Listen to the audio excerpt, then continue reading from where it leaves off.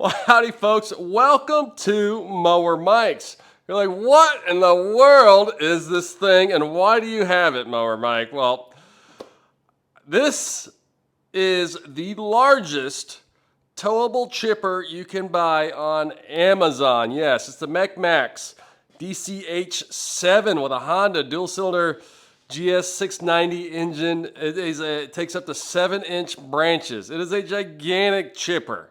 And why do I have it? Well, that's a good question. First of all, I have no practical need for a chipper this size. But I was on Amazon. I was like, dude, this thing is gigantic. It's awesome. It's red. It's got a Honda. And it was like $8,000, $9,000. And it was just an impulse buy. I had too many drinks. And then it showed up. So what I'm going to do today, I'm going to walk you through the process of buying the largest chipper on Amazon. What actually shows up to your house and the amount of work it takes to assemble it and get it to this point. Folks, this is a warning video. Do not click that buy button. I don't care how big your hard-on is for the giant red chipper. Don't do it until you watch this entire video. I'm going to walk you through every single step from the pallet that showed up in my house with no axle to how we actually put this thing together. It was quite the experience. A couple other points. I'm going to put all the tools and parts I used down in the video descriptions below. Also links to this chipper. You can actually buy it on Amazon or the Mechmaxx site. I've been talking to them. They're really, really cool. They've helped me out quite a bit as far as getting this big bastard together. So strap in for the adventure and come, let's go for a ride and see how this thing came together. All right, gang, to start off, I'm going to show you how this rig showed up at my house. Now this is 1,600 pounds of Asian manufacturing greatness. As you can see, this load was a little bigger than I originally planned. It shows up in its own little crate thing built, very thin steel. And I'll do a couple of notes about the shipping. First of all, I think it took 2 or 3 weeks to show up. And it'll show up with a freight forwarder, which is a large freight van or a semi-truck. And when the freight forwarder shows up, I highly suggest you call them beforehand. They're going to call you to schedule a pickup and confirm that either they have a forklift or you have a neighbor with a forklift or something, because all this cat had was a pallet jack and he spoke no English at all. So we did some serious gymnastics trying to get this thing out of that truck just with a pallet jack. It's very heavy, very awkward. If you have a forklift, it makes it much, much easier. Also, when you place it down, do not place this thing directly on concrete or floor. Make sure to put at least a couple of 4x4 pieces of wood. That way you're going to have a little clearance to lift this sucker up.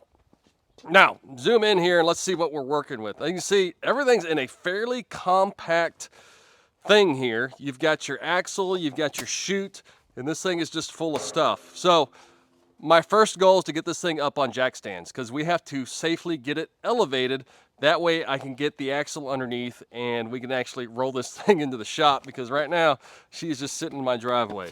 So first thing I'm going to do, I'm going to start lightening the load a little bit before we actually put it on jack stands. Boy, that thing is heavy. I tell you what, this thing looks sharp in that bright red.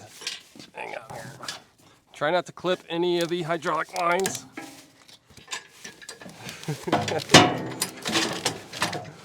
Whoop. Whoop. There we go. Got some parts and pieces here. It's certainly shiny. And then if we go around the butt end of her, it is full of parts.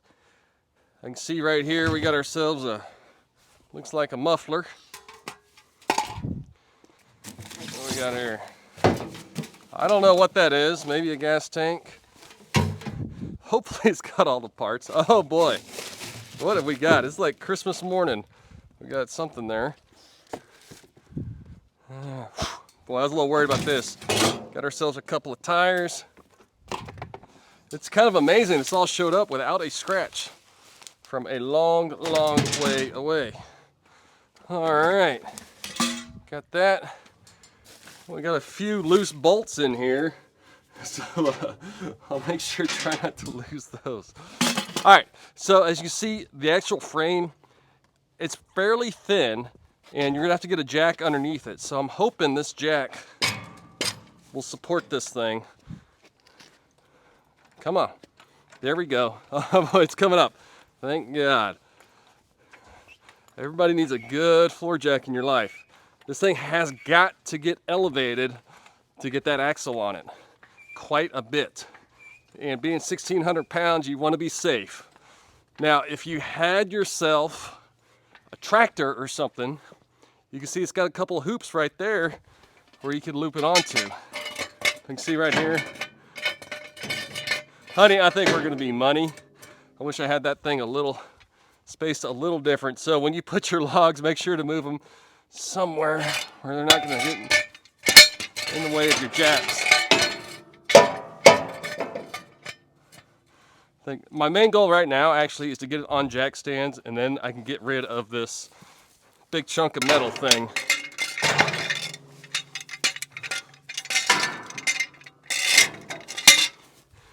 You can see it is not quite high enough yet. She's teetering. Well, at least if it falls down, I'll have it on video, all right? Hopefully it doesn't cut my freaking arm off. All right, all right. It looks like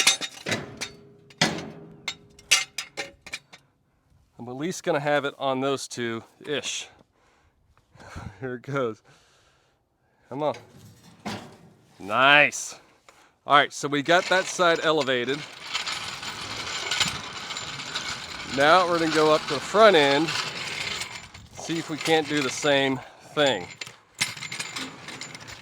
I tell you what, that Honda GX690 is one fine looking motor. I said, if I'm gonna do it, I'm gonna pay a little extra and get me a freaking Honda. Electric start, that thing is badass. All right. As you can see here, I was pretty scared when this thing showed up because I wasn't quite sure how I was gonna get this sucker elevated. But you can see here, it ain't too bad, folks. There's a little gap right here in the metal that looks like you can get a jack stand right there. Nice. All right. First step, we've got her elevated and safe. So now we're gonna remove this frame and then slide underneath and try to get an axle on her. That way I can get her down to the shop and do some real work. So stay with me, I hope you're excited. I am ready to see this thing rip. All right, folks, so our next step is to remove this contraption they've put around our chipper. As you can see, it did its job. I mean, it is bent to all hell, but our chipper is still in good shape. So here's my theory. What we need to do, first of all, you need to elevate the chipper itself and support it. There's a lot of good frame rails around here. I've got jack stands here, jack stands there, jack stands on the other side, and I've got a jack here. And I also left my 4x4s underneath it because the last thing you want to do is get squished in the driveway screaming for help. That is my greatest fear. All right, so what we're gonna do, my theory is we're gonna cut it here, pull both sides off. Now, this thing has two connections. First of all, it's bolted on the top on each side, and then it has one bolt underneath it, 16 millimeter underneath it. No, an 18 millimeter underneath it. So I'm gonna cut it first, separate the front and the back, and then unbolt underneath. Now, will it work? I don't know, but we got some tools going here. I'm using a Sawzall with a heavy metal bit. I'll put links to all this stuff down below because you're gonna need something to cut this. So let's go ahead and do it.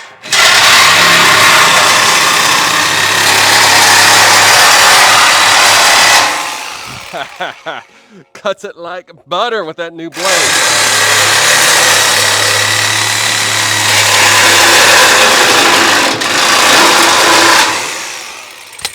All right, we got that off. Next, what we're gonna do, we're going to unbolt each one of these. So I'm gonna go ahead and do that, and then we're gonna separate it. I didn't realize there'd be so much action going on here. All right, this thing is coming apart way quicker than I thought it would. Watch out. We got live action going on here, folks. All right, so we got the front. Now the key is you need to support it with a jack like this because we're gonna have to remove my front jack stand in order to hopefully Uh-oh. Looks like we've got ourselves another bolt in the front. Let's see. Yep, this bolt goes all the way down to the bottom.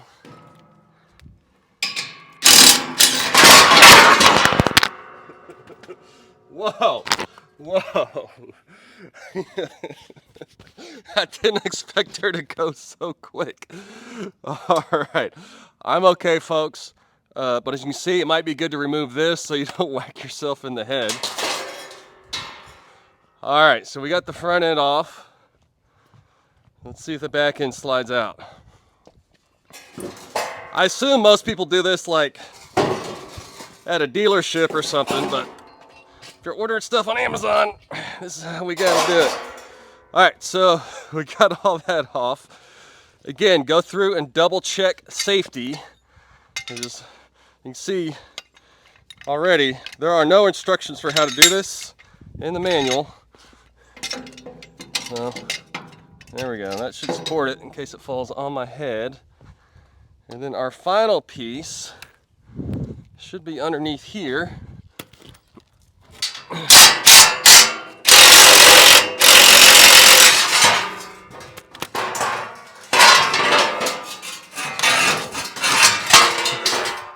All right. Well, folks, we've cleared the frame off. That is so freaking cool. That is a good looking machine. I like how beefy all the I-beams are. All right, so next what we're gonna do, I'm gonna figure out how we're gonna bolt on the undercarriage and the tongue, and it looks like it should go together pretty quick. So stay with me. All right, our next step is to install the tongue, which should give us a little more leverage on it. It just slides in the front like so. And it's gonna have 2 bolts. Come on, there you go. Then you're just gonna drop down these 2 bolts right here. And for some reason, it does not have a washer on one side of the bolt. So just where the nut is, slide them both in here. Come on. Anyways, get your nut on there and put the washer on the nut side. Get that on there. And then the nut itself is a 19 millimeter. Up top, the bolt is an 18 millimeter for some reason. And then just cinch her down. And you're gonna want these suckers really, really tight. So that's what we got, an impact wrench. All right, so I'm gonna cinch this up and then we're gonna slide underneath and get that axle on so I get it down to the shop. All right, next we've got to install the axle. And don't be scared, just follow my lead and we'll learn together. All right, so you'll notice here I've already strapped on the wheels to make it easier to slide underneath. And when you install it, it's gonna install this way, where there's an offset on the wheel, that's gonna go towards the back. And I'm thinking the easiest way to do it is to use the wheels to your advantage and wheel it around like so. And I've got this up and my jack right there. So I'm thinking, whoa, hopefully this thing doesn't fall. We can use our recently installed thing there, and then I should be able to release my jack like so, and we're gonna slide it back this way. Now, I'm not to go through me actually bolting this thing on here, but what you've got some bolts, and it's pre-threaded underneath here. You're gonna see 2 holes. You're gonna tighten up these bolts. I highly suggest using some Loctite. I'm very surprised this thing does not have lock nuts on it. It's just relying on the tightness of the bolts. So I'm gonna strap this thing together and get it down to the shop, and we could take a closer look at what we've got going on here, because I don't want my new chipper to get stolen tonight. So stay with me. All right, I know I said I wouldn't show this, but I just dropped this axle on my arm trying to use jack stands, almost broke my arm. So I figured I might as well show you guys what I'm doing to set it up. And you can see I'm using my floor jack to line it up, and this way you can get it lined up just right. It gives you a good platform. To do this job, you really, really need a good large floor jack with a good top on it. So now I can get it lined up and I can get my bolts in here and we can screw them in there. And I'm gonna get them screwed in and then we'll show you the next step. All right, so we got our axle lined up. with our jack, and next we need to bolt it in here. Now, there are going to be a couple of threaded holes in here. They've got nuts welded to the top of this frame, so it's actually pretty slick.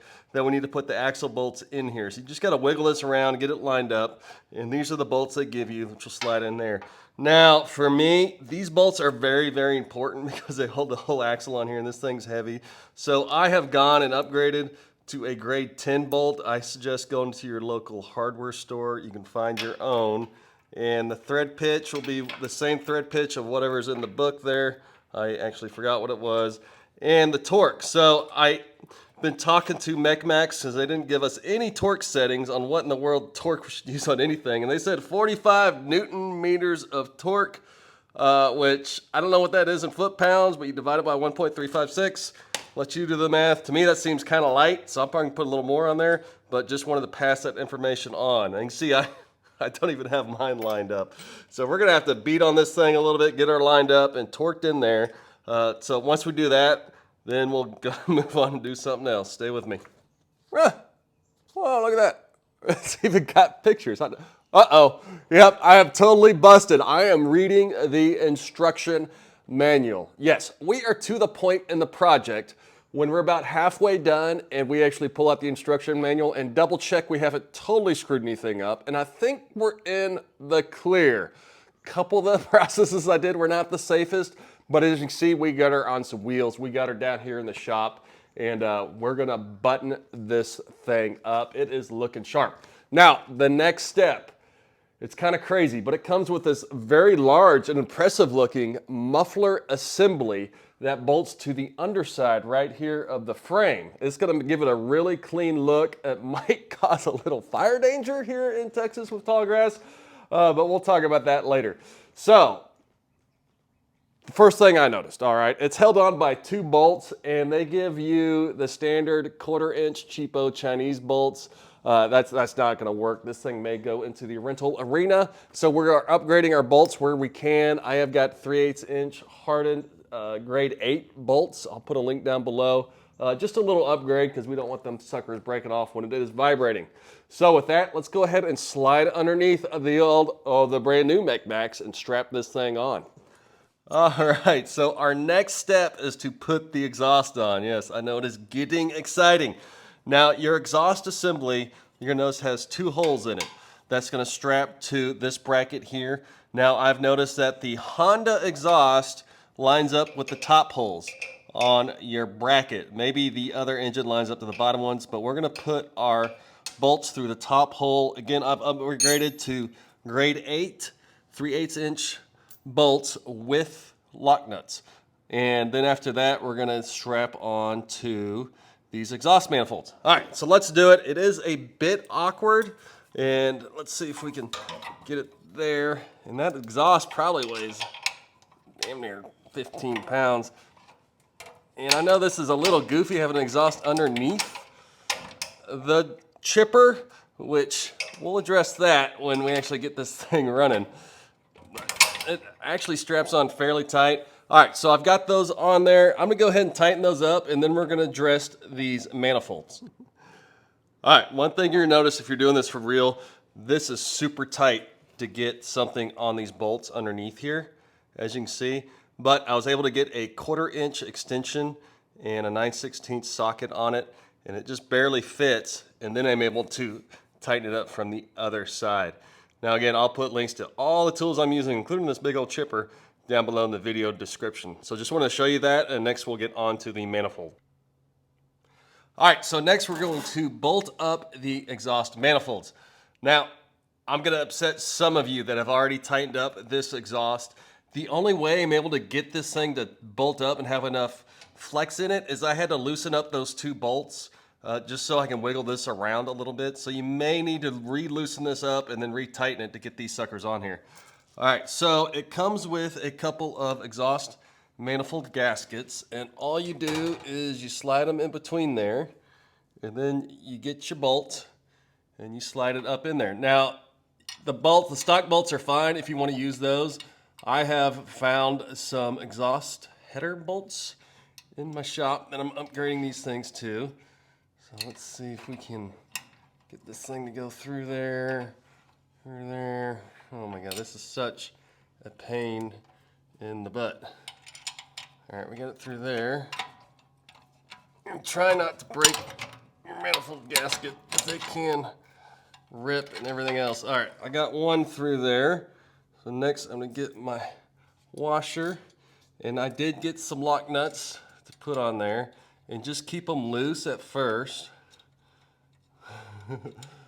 All right, so we got one, and it seems like these are awfully tight, so you're gonna have to push that up and really try to cinch it around. Come on. Make sure, I mean, it looks like it's gonna fit, but man, these son of bitches are tight. That's why you gotta loosen that sucker up. All right, so I got that one in there. Now let's see if we can get that through there. Now this is thrilling content here. Oh shit. They are just a little bit flexible. Shit. Sorry for the excessive cursing, but it feels like I got it through there. Come on. All right. We actually got it through there, and I'm gonna go ahead and bolt these guys up and tighten them down. So again, go ahead and tighten down your exhaust manifold bolts, and then once you tighten them down, if you've loosened those up, tighten those up, and we should have ourselves a very secure exhaust system underneath the frame of this thing. All right, so let me go ahead and do that, and we should be good to go, and I'll show you the final product. All right, now I'm gonna give you a little tour of my handiwork. You can see right there, we got both of those things strapped on tight. We got this strapped on tight. Just a couple of pointers. You are gonna have to leave this loose to tighten this up. When you tighten it up, it all cinches together real tight. It's actually a pretty good fit. Also, this guy here has been a lifesaver. There's a little DeWalt impact. This helps a lot. I'll put an Amazon link down below if you're gonna do this. It helps a lot, especially using these lock nuts. All right, enough exhaust. Let's move on to the fuel tank. I need to get this rig started. All right, kiddos. Next step, we're gonna install said fuel tank on our chipper. And I tell you what, if you thought that exhaust was a complete cluster of an install, wait till you see the fuel tank. First of all, instructions on installing the fuel tank. This is the instruction manual book I was sent. It shows a tray. This is completely wrong. They have a completely different setup on the newer version of the chipper that's getting set out. So if your instruction manual shows this, it is wrong, and just take my hand here and I will lead you on how it is installed. I talked with Mechmaxx. They're actually pretty good customer service, and they pointed me in the right direction. They sent me a YouTube video on the installation of the fuel tank, which was absolutely horrible. So I'm gonna do it right. First thing you'll notice, your chipper will come with this L bracket thing here, loose as its own part. You can see right there, it is held on by, looks like an exhaust bracket down there. It bolts to the axle of your trailer, and it veers up like this, and it goes behind this. It'll cinch up essentially next to the hydraulic fuel tank. You have to push it out. So this is, your fuel tank's gonna strap into 4 spots. Right there, you can see there's spot there, and then on top of here, it's going to bolt to right there and bolt right there. When you look at your fuel tank, you're gonna see it's got 4 holes, and that is where it bolts.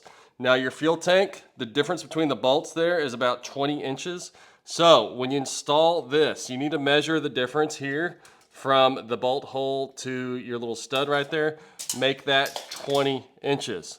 So to repeat, we need to install this giant L bracket with this flimsy C-clamp down here on the axle, and it needs to be 20 inches from the bolt holes sideways. All right, you got that? And also, you're going to need to lift up these hydraulic lines right there. They're gonna go above the chipper along with that one, but I think that line right there will go below it. So we're gonna slide the fuel tank in here, and hopefully it will fit. So let me grab the fuel tank and see if we can put it on these nubs and strap it down.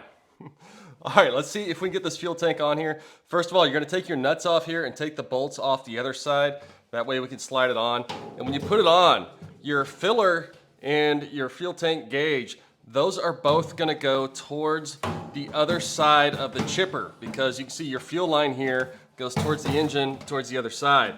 So we're gonna go ahead and try to slide this thing over here and just take that lip and scoop up your hydraulic lines, or at least try to there. Yeah, let's get that on top of there. All right, golly, this is ridiculous. All right, we got that. Something is hanging on. Yeah, you got a lot of lines going on here. All right, looks like we got it almost. Now make sure, it's gonna be hard, but make sure to get it above your bracket on the other side. So let me go double check over here and see what we got going on. All right, let's see. There. Damn it. Wow, this is we got a bit of an issue over here. Hang on just a minute. All right, I think I found a solution. So what I've done is I had the gas tank go underneath it, and these are actually threaded right here.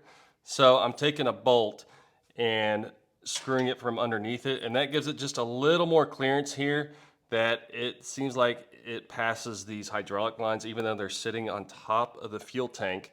And the bolts I'm using, you know, I've got some upgraded bolts with some flanges on them. These are exhaust header bolts, M8s. And also I highly suggest putting some thread lock on there. So if you just slide underneath there like so, you can actually screw it. Now, this may be the original design. I don't know, it seems like it wouldn't be this way. But since I have no instructions or a YouTube video that's worth a damn, this is the way we're doing it. So I'm gonna go ahead and tighten this up. So I'm gonna tighten up these two bolts. I'm gonna put the nuts on the other side on those studs, and then make sure to tighten up that C-clamp down below, and everything should tighten up. And then what we're gonna do in the next shot, I'm gonna run this fuel line, and hopefully it goes a little better than the other stuff. So stay with me. All right, folks, I was able to partially fix my problem. You can see right here, this hydraulic line was hitting on top of here.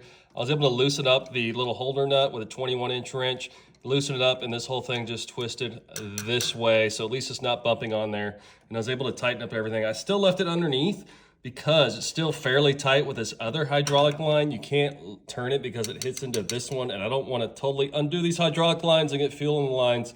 So for the little fella in Shanghai who is designing these things, it would be smart if you made this one on this side of this fuel line and had them both routed up closer to the hydraulic fuel tank, fluid tank, and avoid this whole cluster with the gas fuel tank. All right, I can't even talk anymore. I'm so flustered, so let's move on to the next step.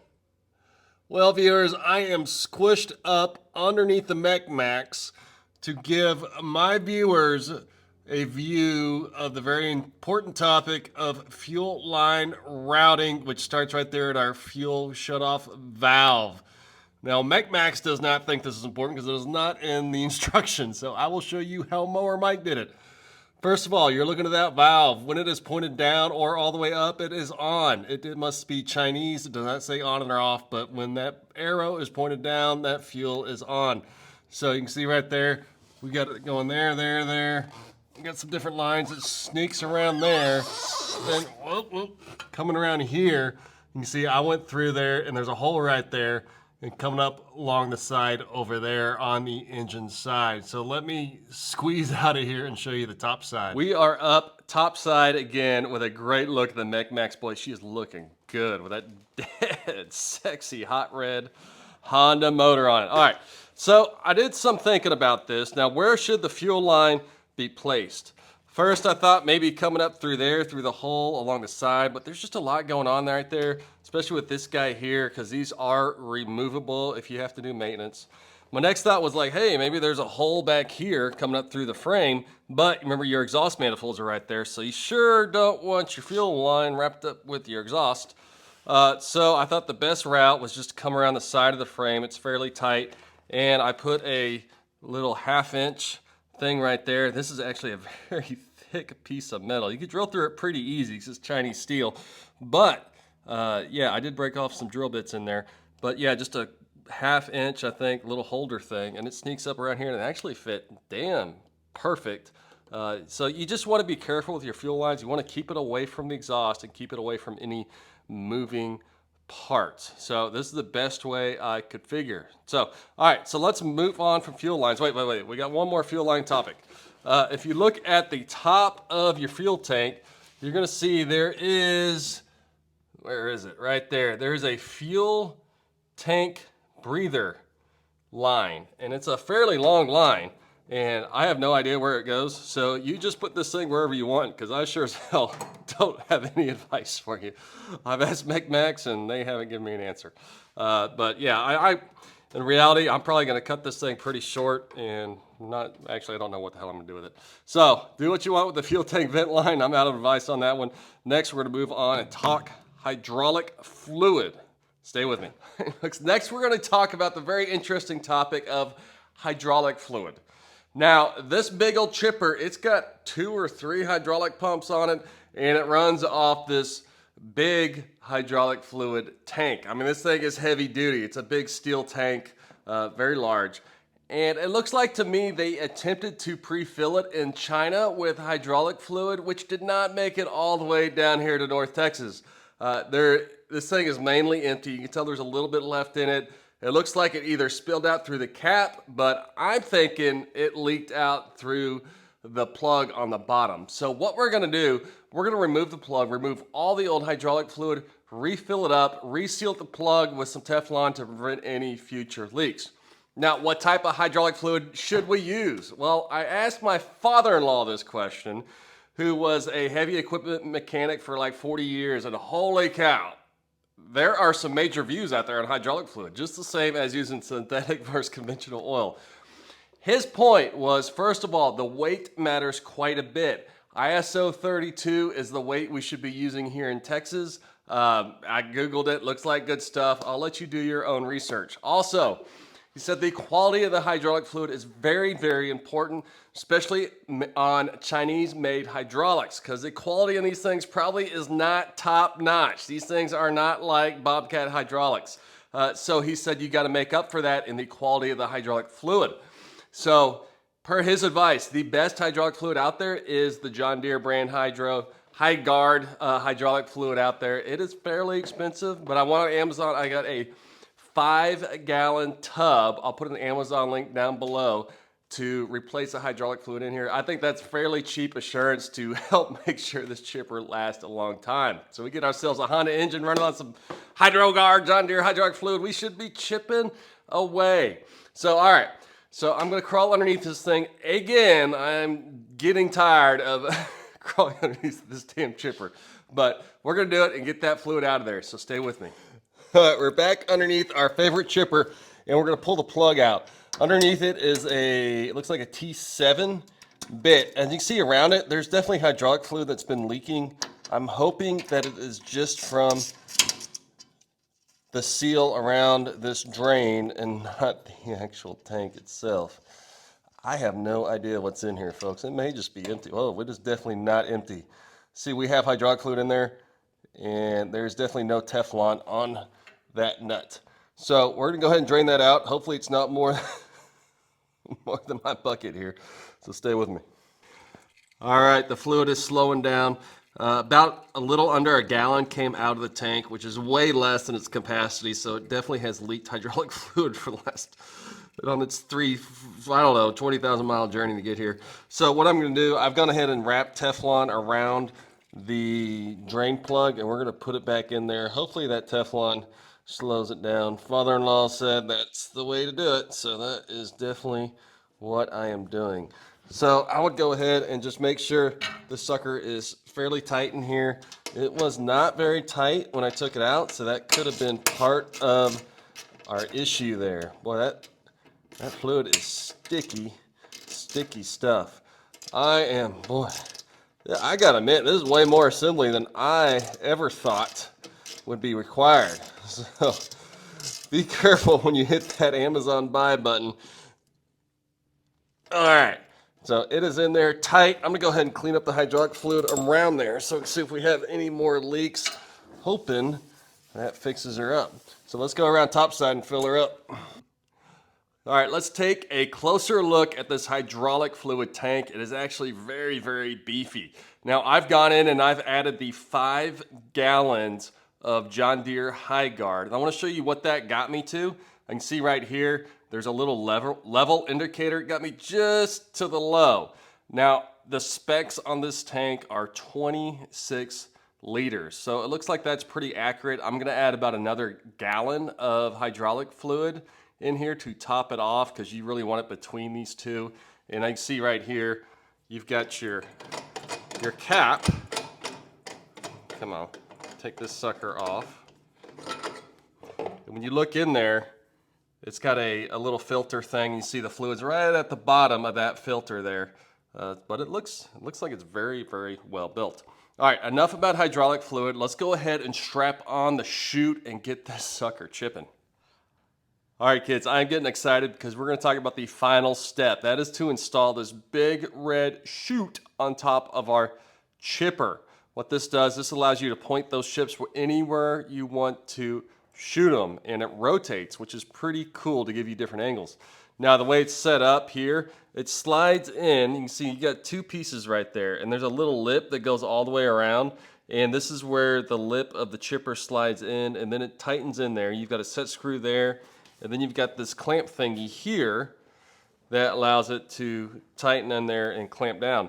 So you've got a bunch of 10mm bolts. Just go in and make sure these things are really tight. Mine came pretty dang loose, and tighten them up. And then you've got your warning sticker there. Now that bottom one, I don't know what exactly that means, but the top guy looks like he's getting pretty jacked up by all angles. That middle angle looks like, I don't know. So if anybody knows what the hell those mean, let me know. All right, so let me go ahead and we're gonna lift this bad boy up and slide it on, see how it works. All right, so our next step is to put the chute on top of the chipper. Now the chute, she is fairly heavy. This thing probably weighs 40, 50 pounds. But as we talked about before, it's gonna slide on the flange. You can see the flange right here, and just slide it on. Now the key is when you slide this thing on, this needs to be all the way out because that's what's gonna lock it on this side, and this needs to be loose over here. So when you slide it over, like so, lock it over, and you can feel it lock. And then you take this, you screw this one down first, because that's gonna lock it that way, and then you come around to the back on the clamp thingy, and you just tighten her up. It's actually a pretty good design, but you'll notice with this real thick paint on here, it makes everything real tight. Right there, and then this guy here, you loosen this up and you control the chute angle, just like so. So that works pretty good. I say that's pretty slick, and then you can rotate it just by loosening both these up, and you can rotate it left and right. All right, well, I think that's about the last step, but let's talk about the engine real quick. Now, this engine, I actually found out it's made in China too. This whole thing is made in China, but this engine here, it does come preloaded with oil. So it's already got your break-in oil in there, and the manual says change it after 20 hours. But I do highly suggest to check the oil. So, all right, boy, that was quite the experience. This thing was way more work than I ever thought it would be. We're talking like 30 different shots to get all the steps to put this thing together. So I would take this as kind of a warning video before you get that itchy trigger finger buying one of these things. But I tell you what, it is built damn solid, and we are going to do a serious review and test video out at Dr. Bob's Ranch to do the startup procedures and test it out and see how this sucker runs. So that's about it. Well, I tell you what, I can't help myself. What would happen if we did a first start right here? I have never started this thing, so I'm not quite sure what's gonna happen.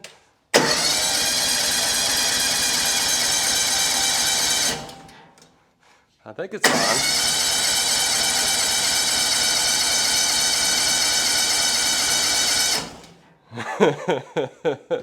Well, a whole lot of nothing right now.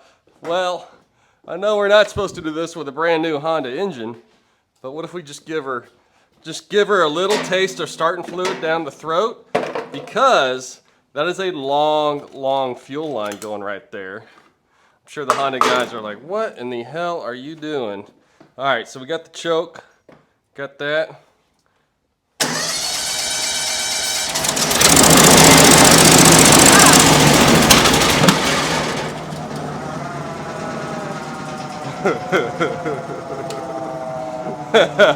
Where's your crash helmet, Mike?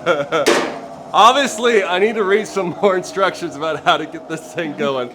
But that's going to wrap it up for the install. All right, folks. I could not leave you with that horrible, horrible startup video. You would start thinking this thing's a piece of junk and it does not even run. To tell you the truth, I did have to use a little bit of starter fluid on that first start because this fuel line goes down, it goes around, and it's so long.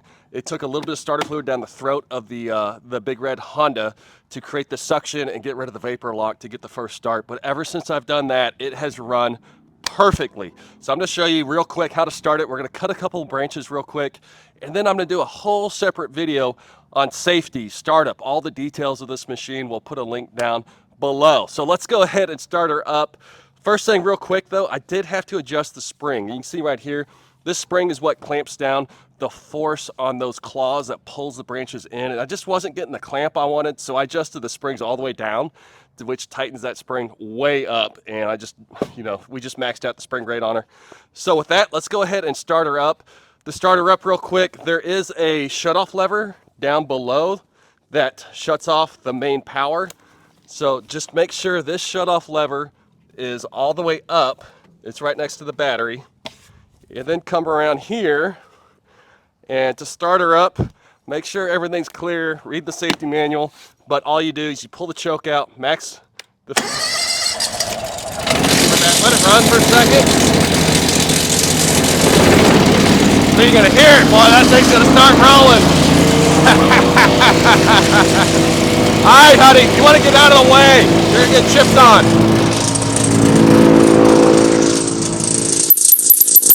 All right, we're going to chip, baby. Look at that thing. Oh, yeah. Let her eat. Look at that. She's hungry this morning. Doing that little stuff it doesn't like. Let's do something a little more substantial here.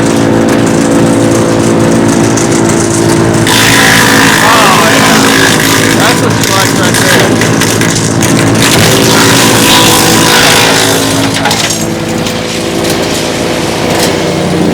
Whoa! Hang on a second. Hang on. Wait for it. Wait for it. Yeah, slowing this thing down is like landing a jet aircraft as you let that big turbine slow down. But hey, it's a fun machine. I wouldn't say it's like commercial chipper, but she does work and it's fun for home use. If you want one below, I'll put links down below. You can actually get these things on Amazon. That was a couple of chunks. And I'll do a very detailed review down below. And just to clarify, I did pay my own money for this thing. I'm not sponsored by Mechmaxx, even though they gave me a discount on the chipper to do an assembly video. It's probably the last discount they're ever gonna give me with all my bitching. So with that, Mower Mike's out. Catch you next time.